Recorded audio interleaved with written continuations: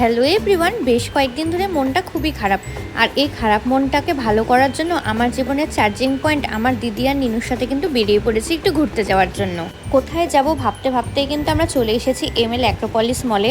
আর মলে ঢোকার সাথে সাথেই কিন্তু নিনু একটা গেম পার্লার দেখে নিয়েছে। এবার ও বায়না করেছে ওকে এখানে খেলাতেই হবে। আর ছোটোবেলার আমাদের সময় কিন্তু এত সুন্দর সুন্দর গেম খেলার অপশান ছিল না, কিন্তু এখন ছোটোবেলায় খুব সুন্দর সুন্দর গেম খেলার অপশান আছে। তো আমরা নিনুকে তার ছোটোবেলার জীবনের সমস্ত আনন্দ উপভোগ করার সুযোগ দিতে চাই, যেটা আমরা পাইনি।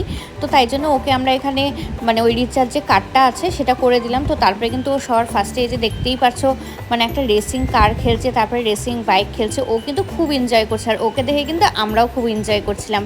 তারপরে কিন্তু আমরা গেম পার্লারের পরের আর একটা সেকশানে চলে আসলাম। তো সেখানেও অনেক টাইপের খেলা ছিল, কিন্তু ও যেহেতু খুবই ছোটো তো সব খেলাতেও খেলতে পারবে না। তো তারপরেই কিন্তু এখানে একটা ছোট্ট ট্রেন টয় ট্রেন টাইপের ছিল।